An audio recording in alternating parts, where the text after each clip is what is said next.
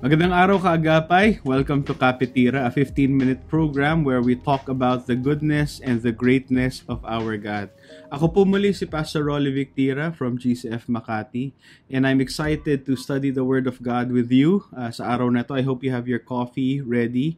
Babasahin po ulit natin yung Romans 1 verse 8 to 15, and we'll continue our meditation, our study in concerning what does a gospel-shaped ministry look like? And last week, we talked about when we say ministry, hindi lang ito yung mga bagay na ginagawa natin sa loob ng church, no?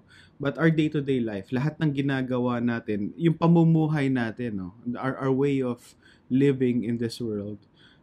In the hands of God, it can be shaped by the gospel, and this is the passage where we see kind of how that is modeled to us by the Apostle Paul. So, if you have your Bibles, please turn with me to Romans 1, 8 to 15. Pero bago po natin babasahin ito, manalangin muna tayo. Panginoon, marami pong salamat sa opportunity na mag-aral po na inyong salita. Nihiling po namin na buksan niyo po yung isip at puso namin upang maintindihan ang inyong salita.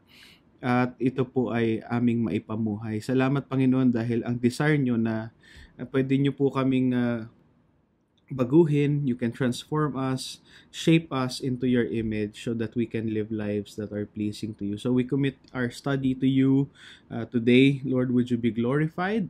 In Jesus' name we pray. Amen. Again po, ang babasahin po natin, Romans chapter 1, 8 to 15. I hope you have your coffee with you. Magkape po tayo at magkwentuhan patungkol sa salita ng Diyos. Basahin po natin to sama-sama. Sabi ni Apostle Paul, "First, I thank my God through Jesus Christ for all of you because your faith is proclaimed in all the world.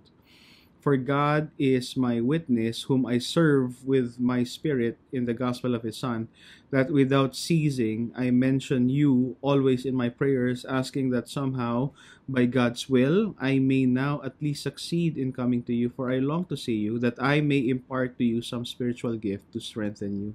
That is, that we may be mutually encouraged by each other's faith, both yours and mine. I do not want you to be unaware, brothers, that I have often intended to come to you, but thus far have been prevented, in order that I may reap some harvest among you as well as among the rest of the Gentiles. I am under obligation both to the Greeks and to barbarians, both to the wise and to the foolish. So I am eager to preach the gospel to you also who are in Rome." We mentioned last week that a gospel-shaped ministry consists in 5 things, no? Having spiritual eyes, having spiritual service, which is worship, spiritual prayer, spiritual partnership, and perseverance. Today we'll be talking about the second one. A gospel-shaped ministry entails spiritual service. It's very interesting also in Romans, no? Whenever you say service, it is always in conjunction with worship, no? Sabi ni Paul sa binasa natin kanina, Romans 1 verse 9, "For God is my witness, whom I serve with my spirit in the gospel of His Son." Paul talks about in the beginning, no, that he is a bondservant of Christ, that he is a slave of Christ. So when Paul talks about service, especially in the context of yung paglilingkod niya sa Panginoon, this is not just mere employment. Hindi siya empleyado ng Diyos. Hindi yun ang ibig niya sabihin. Ang ibig niya sabihin, itong ginagawa niya, it's something deeper. In fact, it is worship. Sa Romans 12, no, if I may get ahead of our study, no, Romans 12 verse 1, very familiar passage. Sabi ni Paul, "I appeal to you therefore, brothers, by the mercies of God, to present your bodies as a living sacrifice, holy and acceptable to God, which is your spiritual worship." So makita nyo dito yung pag-present natin ng sarili natin. Again, we mentioned na ministry is like this. Hindi lang yung ginagawa natin sa simbahan, pero yung buong buhay natin. Yung pagpresenta natin ng buong buhay natin sa Panginoon as a living sacrifice, holy and acceptable to God, ito yung spiritual worship natin. So when Paul talks about serving God, he's talking about worshiping God, giving worth to God. Ang pamumuhay na nagbibigay ng halaga sa Panginoon, no? Yun ang worship. Because this is very important to think about, because if we are not gonna serve God, we are bound to serve someone else or something else. Sa Romans 1, Paul will talk about that in verse 24 and 25. Sabi niya, therefore God gave them up in the lust of their hearts to impurity, to the dishonoring of their bodies among themselves, because they exchanged the truth about God for a lie. Tapos ito ulit, di ba? And worshipped and served the creature rather than the Creator, who is blessed forever. Amen. So, di ba, hindi pwede na wala tayong pinaglilingkuran. At yung paglilingkod natin, kung sino man yung pinaglilingkuran natin ng buong puso at buong lakas, ito talaga yung bagay at yung tao na talagang pinupuri natin. We're worshiping. And Paul is making it clear na his way of life, his way of being in the world is in serving God with his whole spirit. Serving God, when you think about it, no, it's kind of like parang ang hirap gawin. Or I don't know kung mahirap gawin. I think the problem more is that mahirap siya bigyan ng panahon para gawin. Kasi we are consumed with working for other people, working for other things, serving other people, serving other things, rather than really having our focus before God. I was so convicted by this book, no, na sinulat ni Eugene Peterson, The Contemplative Pastor. This is just in the introduction, no. Sabi ni Eugene Peterson, the word busy is the symptom not of commitment but of betrayal. It is not devotion but defection. The adjective busy, set as a modifier to pastor, should sound to our ears like adulterous to characterize a wife or embezzling to describe a banker. It is an outrageous scandal, a blasphemous affront. And that is so convicting, because whenever we refer to ourselves na busy tayo, parang parang may significance yung buhay natin, or or parang tayo may kahulugan yung buhay natin, no. Pero hindi pala yun magandang simptomas ng commitment. Pero sometimes, and most of the time, busyness is a symptom na we're losing track on the main thing. In another place in that book, basahin ko sa inyo, may Latin phrase na ginamit kinote si Eugene Peterson dito, and let me just read it to you. No? Sabi ni Eugene Peterson, yan, basahin ko sa inyo. Sabi niya, Hilary of Tours diagnosed our pastoral busyness as irreligiosa solicitudo pro Deo. Anong ibig sabihin nun? A blasphemous anxiety to do God's work for Him. That's why busyness is a symptom of something that's wrong.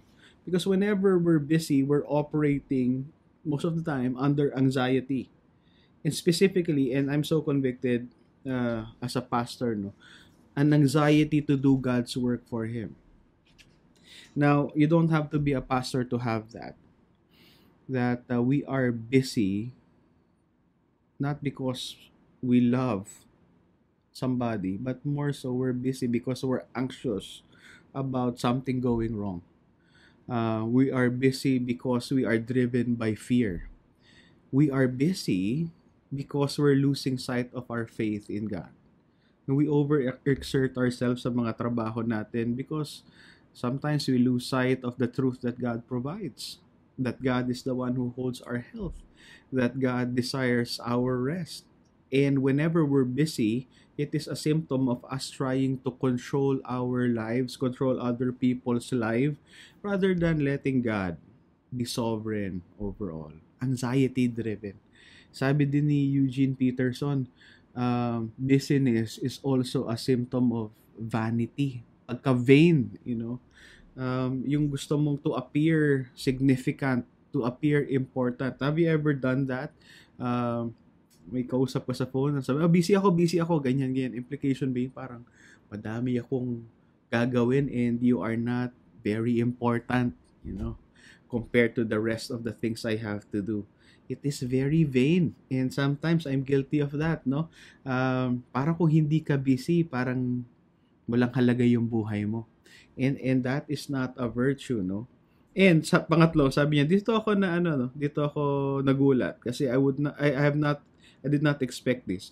But busyness is also a symptom of laziness.